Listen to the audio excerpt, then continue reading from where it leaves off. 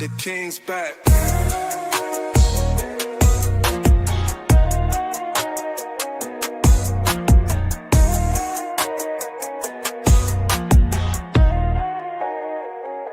The King's back.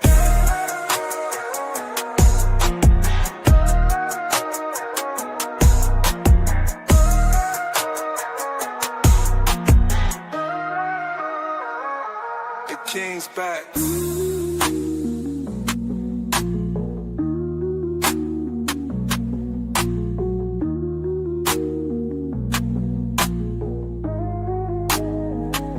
The King's back.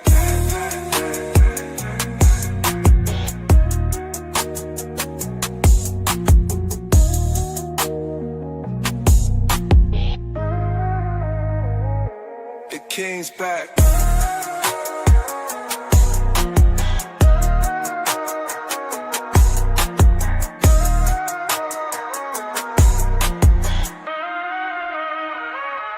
The King's back.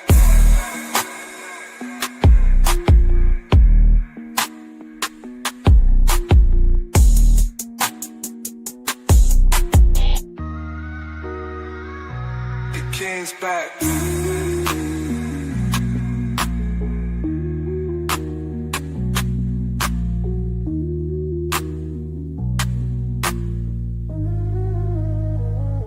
The King's back.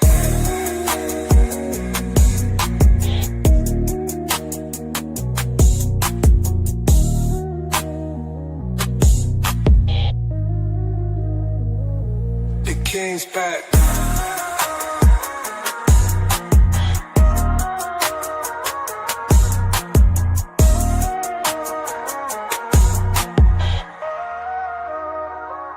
The King's back. The King's back.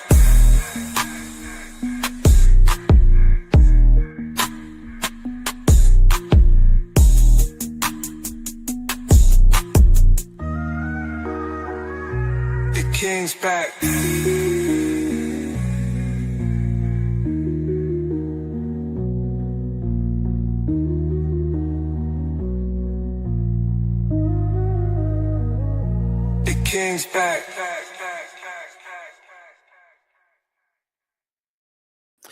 Yeah, what's up? What's good? What's happening? Welcome to Wake Up with the Actual King Smith.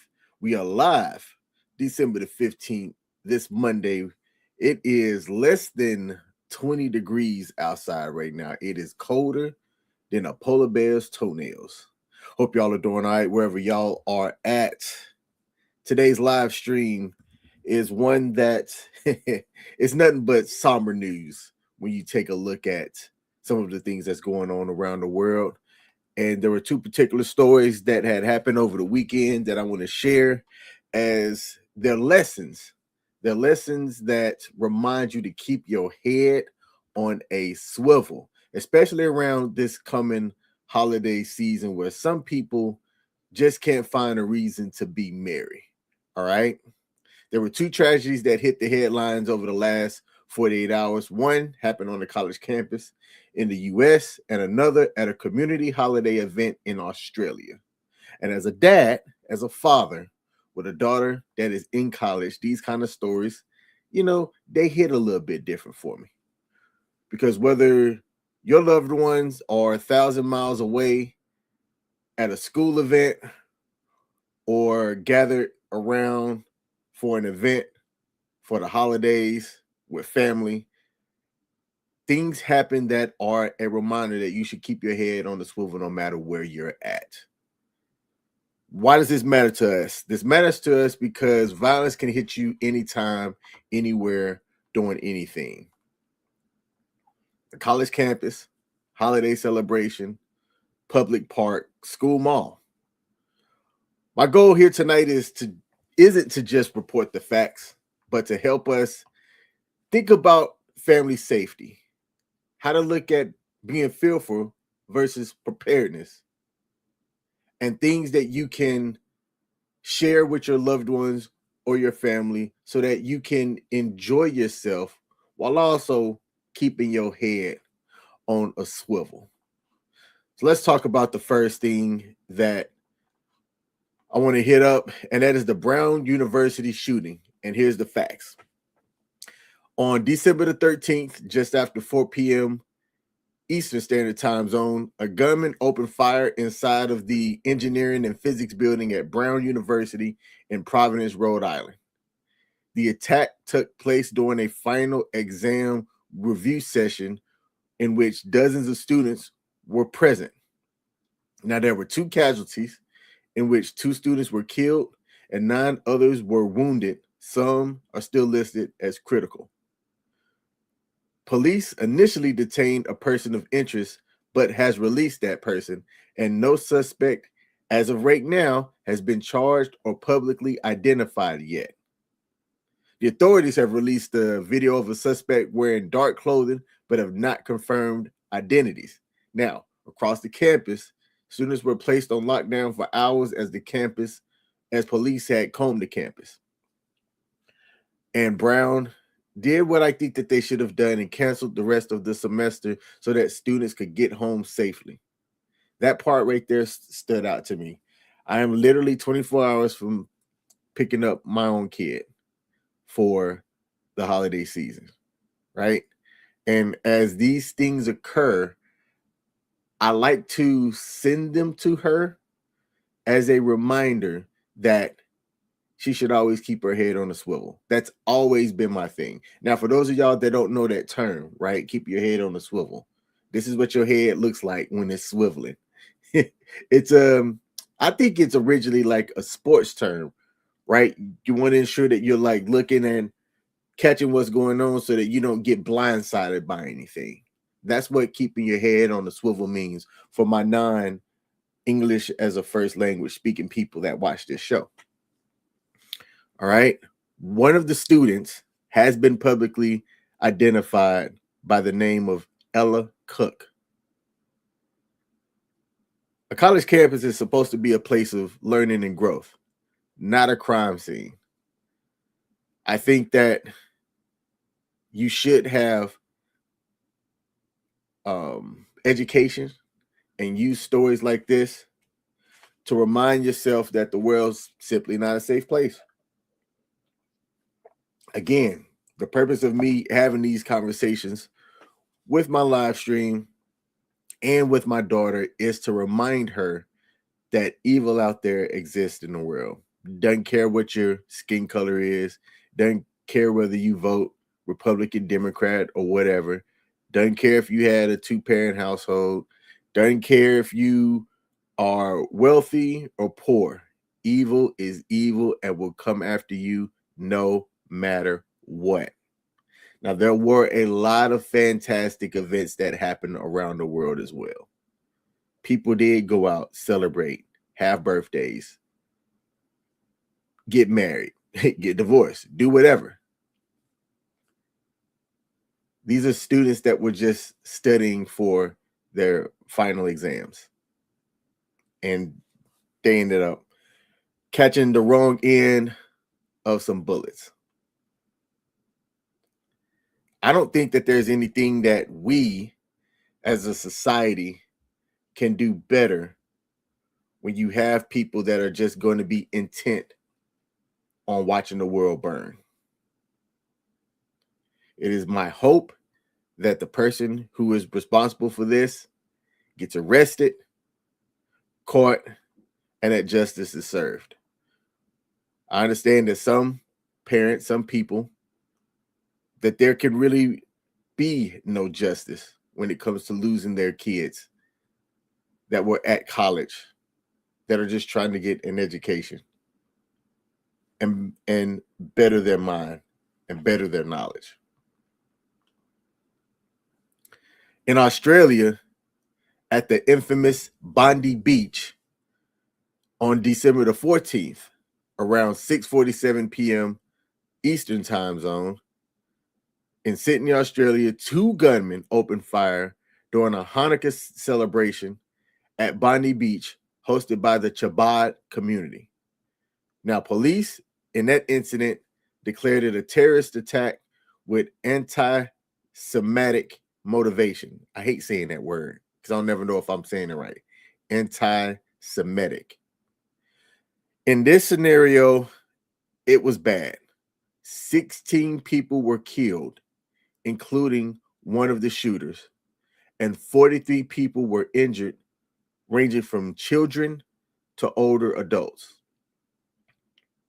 The shooters was a father and a son combination armed with licensed firearms. And when you looked at the video, in that instance, that video was bad. I can't show the video on this live stream because it'll violate all kinds of terms of service agreements. But if you go Googling it, or if you go on Twitter or X, whatever they call it now, the video's there. One of the most heroic things that I saw from that video was a guy, as they were holding this long ass rifle, taking shots at the event.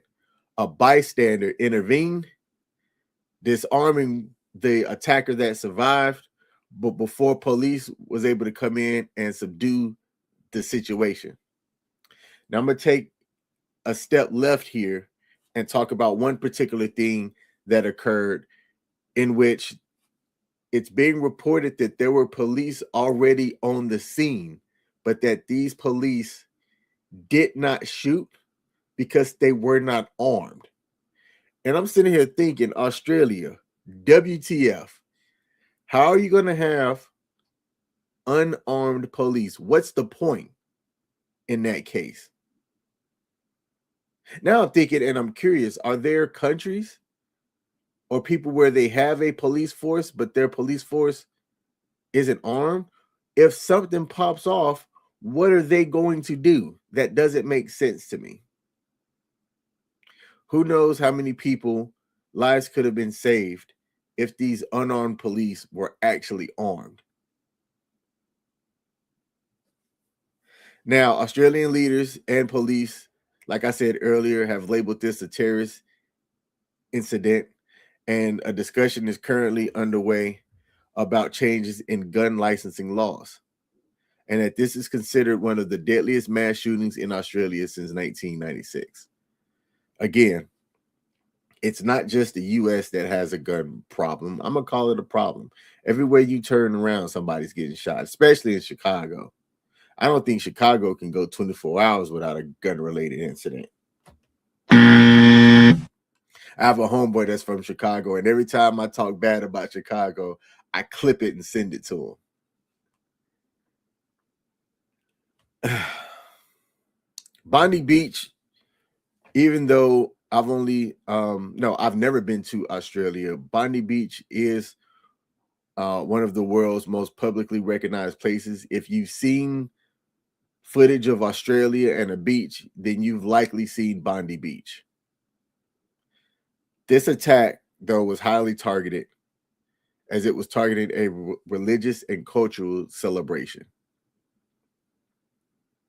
Now, I'm going to say this, and then I got to go prep to get to my 9 to 5. If you're a parent or somebody with a loved one at college, or even thinking about college, events like what happened at Brown hits deep. I talk to my daughter fairly regularly. I wouldn't say every day, but we talk often, if not at least a text message, just to kind of have a check-in from time to time. And I feel like as her parent, it's my duty to ensure that she understands the evil and things that occur out in the world. It's not just enough that she wakes up, preps herself, and then she gets herself from point A to point B so that she could get to class and back and whatever extracurriculars that she has. She has to keep her head on a swivel at all costs. It's not just the people on campus that she has to worry about, but it's other people in the community that are just bad actors. Now, I was talking a little bit earlier about looking at things from being prepared versus looking at things out of fear. And in my opinion, You can't live in constant fear. You shouldn't do it. However, you should prepare your loved ones with real safety practices. Have discussions about what ifs. I came from the military, and in the military, we would do drills all the time. And while I hated drills, absolutely 100% hated them, I can see how doing those drills prepared you for when something popped off, you were ready to react just like that. Things didn't necessarily hit you off guard and you're like, I don't know what to do. I don't know what to do. No, I was prepared. Have drills with your loved ones from time to time. Talk about the what if scenarios. Whenever I'm at a new place with my loved ones, sometimes I verbally say, hey, if something pops off, here's what we're doing. It's sad that I have to think that way, but I'm always constantly keeping my head on the swivel. Know those emergency alerts. If you have a loved one in college, sign up for their emergency action messages system. The college that my daughter goes to has that. Anytime something happens in the local area, they'll shoot off an email and a text message. I know sometimes before Castle calls me to tells me what happens. Have those check-ins from time to time with your loved ones as well. Communication matters. Encourage your people to use all campus resources available as they're getting to and from class, especially if they have some night classes. These are things that you can discuss. Tell them not to be on their headphones, heads down, because you never know what could pop off at any given time. Nobody thinks that while you're having a finals exam prep, that somebody's going skitty pop and let off rounds. You don't think that that's going to occur, especially at a college like Brown. I don't think Brown has had any incidents in the past like this. Not that I'm aware of anyway.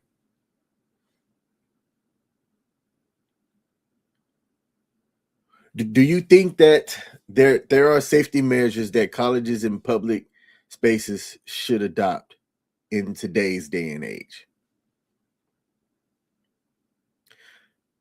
In Australia, where they have strict gun laws, attacks like this can still happen. So what gaps exist? In the US, we're hearing way too many frequent conversations about shootings on campus at a national level. Way too frequent. One of the people at the Brown University shooting who wasn't at the place that this attack happened about 8 years earlier was a part of a high school college shooting in which she got shot in the abdomen and survived. So she survives one school shooting incident to then 8 years later be connected to a second one. Imagine the kind of PTSD that she's living with. True post-traumatic stress disorder, to get an alert on your cell phone to go into a lockdown because there's a school shooting. And this is this person's second in under a decade.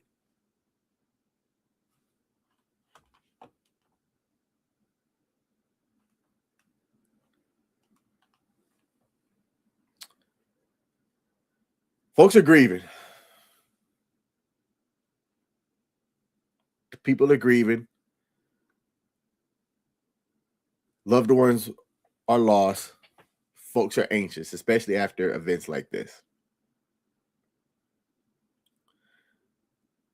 Am I the only one that talks about these kind of things with their children?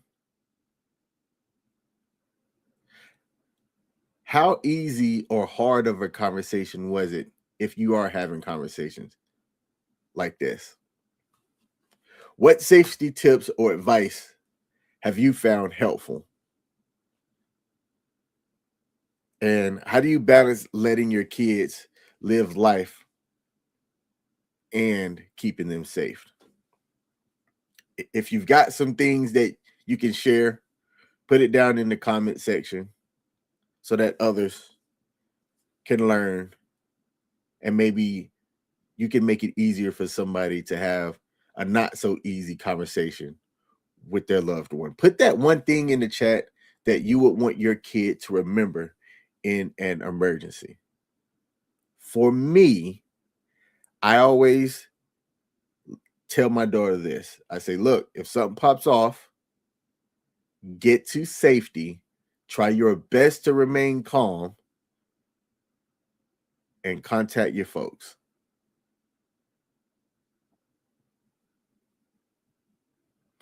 It's not like there's much that I can do, being that I'm not right there on campus with her, but I think that the best thing that I could do, it's not for me really, is to try to help her be calm.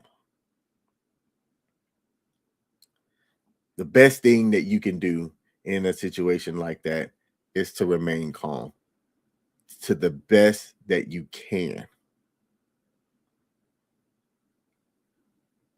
I'm 41 years, 41 now. 41. And I've been in a lot of high impact, high stressful situations. I had somebody say, man, King, you are one of the most chill people I know. It's like, man, I've been shot at. I've been in a car accident.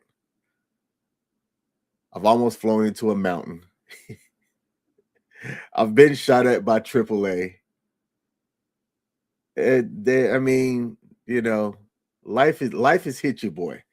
There's not a lot of things that can surprise me based on life. The best thing that I could do is be calm and collected and try to help those that are in need around me. And then later on, allow my body to decompress.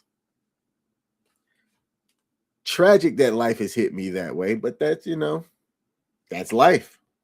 Some people can go through life and not have any trauma happen to them. I think everybody actually has trauma. The level of trauma that occurs depends on your lifestyle, depends on a couple of other factors. And that's not to say that somebody's trauma is greater or worse than somebody else's. I just think that there's different levels of it.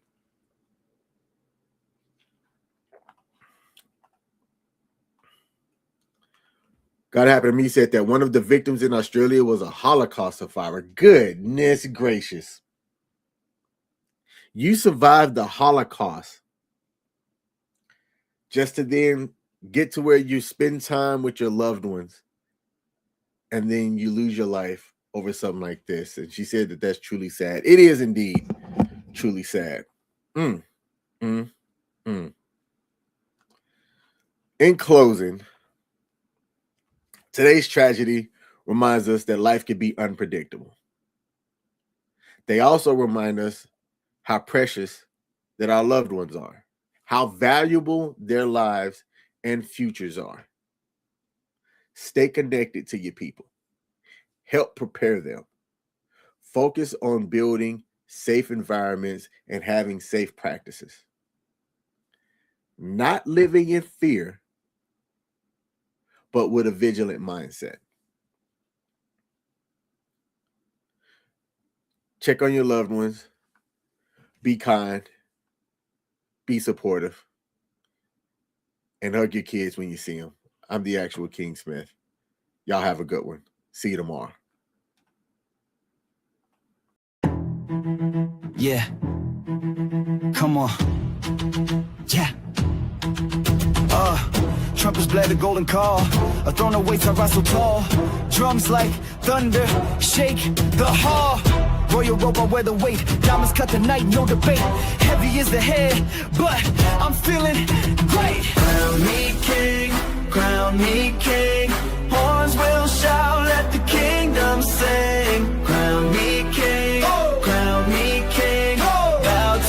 sound, feel the power I bring.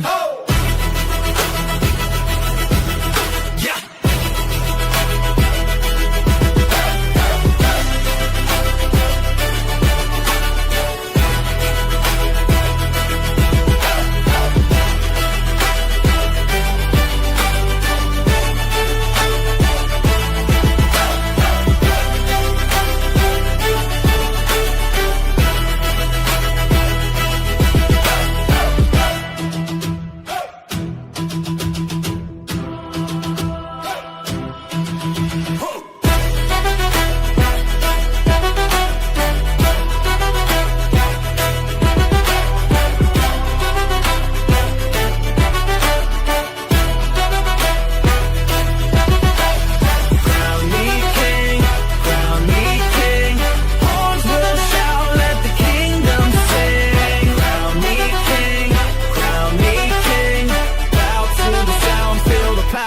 I bring.